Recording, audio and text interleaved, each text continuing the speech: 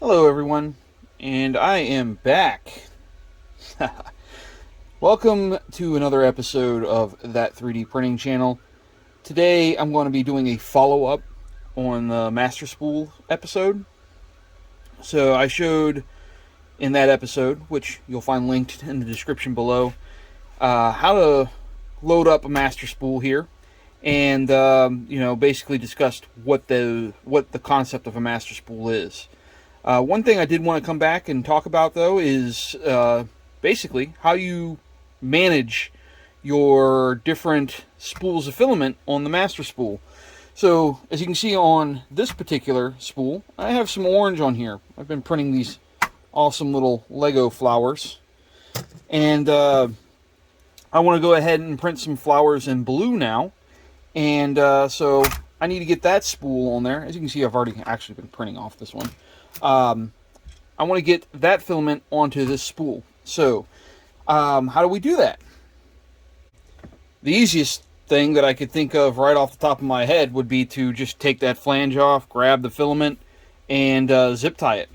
But actually, we don't want to do that. The way this hub is set up on the master spool, you can see that there are these tiny gaps right here. And that's actually because there's a gap in that central hub that the filament can't fall down into.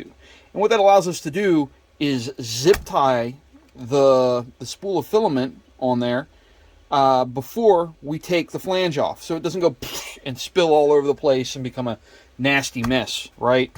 So let's go ahead and do that. All right, so we are ready to go ahead and swap our filament off of this spool, off of the holder here. And to do that, we're going to reuse our zip ties that originally came with this spool. And the reason I doing that is that these have that little tab on here. They can disengage that catch, and you can take them apart without cutting them. So hold on to these if you're getting the push plastic. I'm using the push plastic PETG, and they come with these on there. If you're using a different manufacturer, go out into your hardware store, wherever you can get these, and grab a set, and you can just keep reusing them over and over. But what we're going to do is, you can see that we have on this side the flange that rotates, that has the lock mechanism here. We want to turn this over, so we're on the back side here, and we're going to thread this through. And the reason we're going to do that is we have the catch side facing up like this. I'm going to thread it through that little gap right there under the filament, and then zip it tight. The reason we're doing this from this side is so that you can see now there's no that piece of the zip tie is not sticking up, so we can rotate this off. So let's go ahead and do that for the other two.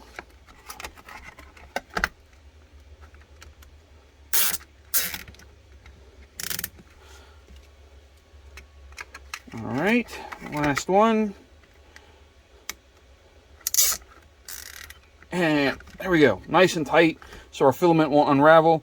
And now we're ready to take that filament off and put our new filament on. All right, so at this point it should be pretty easy. I'm going to go ahead and take out my last little bit of filament that was held in there.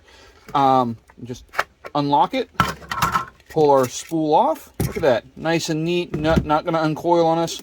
You can rotate these back like that to make it easier to put in a dry box or wherever you're going to store your filament.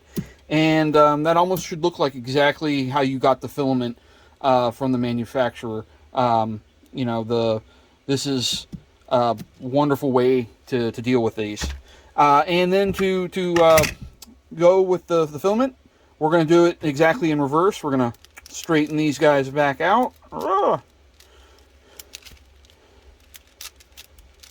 The reason we're going to do it that way is so that we can take it. Oh, these things are going to be difficult. We're going to take these and sit them on the flange with the hub so that these line up with those little catches. And this filament is going to be a little more difficult. I just did not take this one off as well as I should have, and learn from my mistakes. I'm going to put the flange back on here. Now, We do need to rotate these some more.